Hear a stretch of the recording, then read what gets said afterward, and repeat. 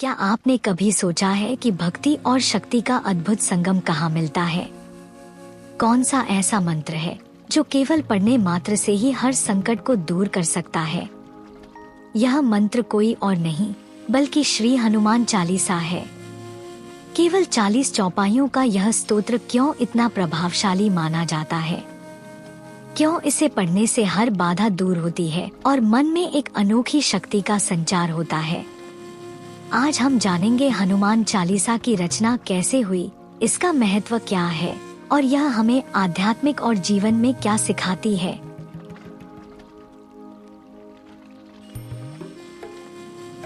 हनुमान चालीसा की रचना गोस्वामी तुलसीदास जी ने 16वीं शताब्दी में की थी।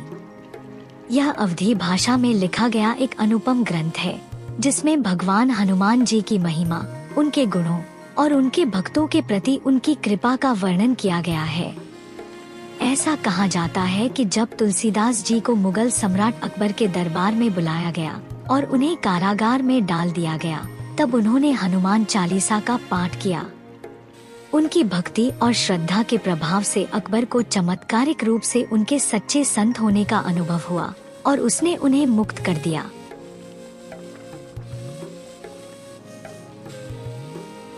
हनुमान चालीसा केवल भक्ति का स्तोत्र नहीं है, यह एक आध्यात्मिक ऊर्जा स्रोत है। जब कोई व्यक्ति इसे श्रद्धा से पढ़ता है तो डर और नकारात्मकता दूर होती है, मन में आत्मविश्वास और शक्ति आती है, बाधाओं और संकटों से मुक्ति मिलती है, हनुमान जी की कृपा प्राप्त होती है। यही कारण है कि इसे प्रतिदिन सुबह और शाम पढ़ने की सलाह दी जाती है। इस पावन ग्रंथ की हर चौपाई में एक गहरा रहस्य छुपा है। इसमें हनुमान जी की महिमा, उनकी अपार शक्ति, उनकी भक्ति और उनके दिव्य गुणों का अद्भुत वर्णन मिलता है। इस श्रृंखला में हम आपको हनुमान चालीसा का गूढ़ अर्थ, उसके पीछे छुपे आध्यात्मिक और व्यावहारिक संदेशों को सरल और स्पष्ट भाषा में समझाने वाले हैं। तो इस दिव्य यात्रा में हमारे साथ जुड़िए और जानिए कि हनुमान चालीसा का पाठ करने से जीवन में किस प्रकार सकारात्मक बदलाव आ सकते हैं।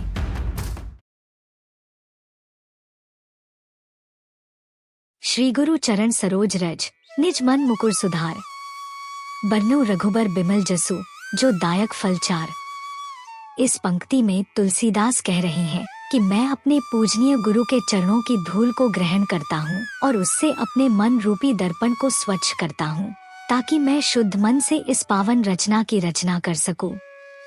इसके बाद वे भगवान श्री राम के महिमामय चरित्र का वर्णन करने की बात करते हैं, क्योंकि यह चारों फलों यानी धर्म, अर्थ, कर्म और मोक्ष को प्रदान करने वाला है। आध्यात्मिक व्याख्या। गुरु का सम्मान। हर साधक के लिए गुरु का मार्गदर्शन आवश्यक है। बिना गुरु के आध्यात्मिक यात्रा कठिन हो जाती है। मन का शुद्धिकरण। जैसे दर्पण को साफ किए बिना उसमें चेहरा साफ नहीं दिखता, वैसे ही मन को शुद्ध किए बिना हम ईश्वर को नहीं पहचान सकते।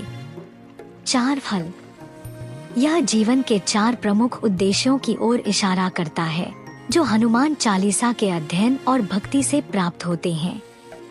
बुद्धिहीन तनु जानिके, सुमिरो पवन कुमार, बल बुद्धि विद्या देहु मोहि, हरहु कलेश विकार। अर्थात तुलसीदास जी कहते हैं कि मैं बुद्धिहीन और अशक्त हूँ, इसलिए मैं पवन पुत्र हनुमान जी का स्मरण करता हूँ। हे हनुमान जी, कृपा करके मुझे बल, बुद्धि और विद्या प्रदान करें और मेरे समस्त कष्टों एवं विकारों को हर लें। आध्यात्मिक व्याख्या। स्वयं को विनम्र मानना। सच्चे ज्ञान की शुरुआत विनम्रता से होती है। जब हम यह स्वीकार कर लेते हैं कि हम अपूर्ण हैं, तभी हमें सच्चा ज्ञान और आंतरिक बल प्राप्त होता है। जैसे तुलसीदास जी स्वयं को बुद्धिहीन कहकर हनुमान जी का स्मरण करते हैं, वैसे ही हमें भी अहंकार त्याग कर ईश्वर और गुरु की शरण में जाना चाहिए। हनुमान जी से बल, बुद्धि और विद्या की याचना।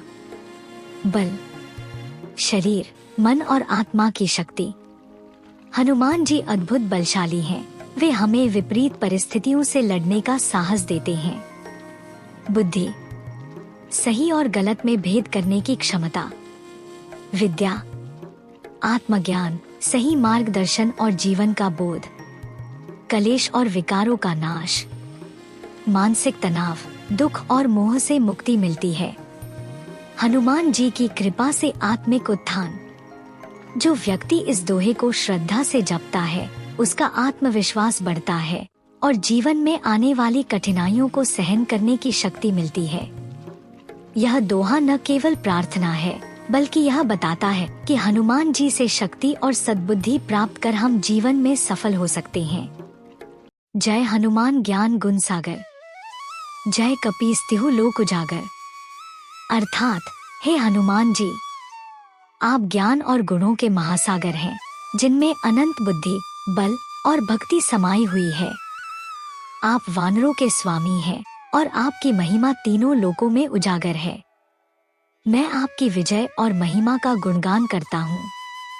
आध्यात्मिक व्याख्या। हनुमान जी को ज्ञान और गुणों का सागर कहा गया है। हनुमान जी केवल शारीरिक बल के प्रतीक नहीं हैं, बल्कि वे परम ज्ञानी भी हैं। वे वेदों और सभी शास्त्रों के ज्ञाता हैं। उनके चरित्र में शक्ति, साहस, निष्ठा, भक्ति और नम्रता जैसे गुणों का महासागर है। कपीस का अर्थ। हनुमान जी वानर सेना के नायक थे। वानर का प्रतीकात्मक अर्थ यह भी है कि मनुष्य का चंचल मन बंदर के समान है। हनुमान जी उस चंचल मन पर विजय प्राप्त करने का संदेश देते हैं। तीनों लोकों में प्रसिद्धि। हनुमान जी की महिमा सिर्फ धरती तक सीमित नहीं है। वे स्वर्ग, पृथ्वी और पाताल में भी पूज्य हैं। देवता, ऋषि मुनि और असुर सभी उनकी शक्ति और भक्ति को स्वीकार करते हैं। हमारे जीवन में इस चौपाई का महत्व। यदि हम ज्ञान और गुणों को अपनाएं, तो हम भी अपने जीवन को सफल बना सकते हैं। हनुमान जी का स्मरण करने से बुद्धि का विकास, साहस और आत्मविश्वास प्राप्त होता है। मन की चंचलता को नियंत्रित करने के लिए हमें हनुमान जी की भक्ति और सेवा का आदर्श अपनाना चाहिए। रामदूत अतुलित बल धामा, अंजनी पुत्र पवन सुत नामा। अर्थात, हे हनुमान जी, आप भगवान श्री राम के दूत हैं, जिन्होंने उनके कार्यों को सफलतापूर्वक संपन्न किया। आप अतुलनीय बल के धाम हैं, जिनकी शक्ति की कोई तुलना नहीं की जा सकती। आप माता अंजना के पुत्र हैं और पवन देव के पुत्र होने के कारण आपकी गति और शक्ति अद्भुत है। आध्यात्मिक व्याख्या। रामदूत। हनुमान जी ने श्री राम की भक्ति में स्वयं को समर्पित कर दिया था। उन्होंने सीता माता को राम का संदेश पहुंचाया, जो उनकी अमिट भक्ति का प्रतीक है। यह हमें सिखाता है कि एक सच्चे भक्त को हमेशा अपने इष्ट के संदेश को फैलाना चाहिए। अतुलित बल धामा। हनुमान जी केवल शारीरिक रूप से ही नहीं, बल्कि आध्यात्मिक शक्ति से भी परिपूर्ण हैं। जब उन्होंने श्री राम के कार्य हेतु लंका में प्रवेश किया, तो उन्होंने अपनी अद्भुत शक्ति का प्रदर्शन किया। यह हमें सिखाता है कि यदि हम अपने जीवन में आत्मबल और समर्पण रखें, तो कोई भी कार्य असंभव नहीं। अंजनी पुत्र। माता अंजना ने घोर तपस्या करके हनुमान जी को प्राप्त किया था। यह इस बात का संकेत है कि हनुमान जी को प्राप्त करने के लिए हमें भी श्रद्धा और तपस्या करनी होगी। पवन सुत। वायु तत्व गति, जीवन और ऊर्जा का प्रतीक है। हनुमान जी में भी ये सभी गुण थे। वे अति वेगवान थे, हमेशा ऊर्जावान रहते थे और किसी भी कार्य को शीघ्रता से कर सकते थे। यह हमें सिखाता है कि यदि हम भी जीवन में ऊर्जा और सकारात्मकता बनाए रखें, तो सभी बाधाओं को पार कर सकते हैं। हमारे जीवन में इस चौपाई का महत्व। यदि हम भी हनुमान जी की तरह भगवान के दास और भक्त बने, तो जीवन में कभी कोई डर नहीं रहेगा। यह चौपाई हमें शक्ति, समर्पण और भक्ति का संदेश देती है।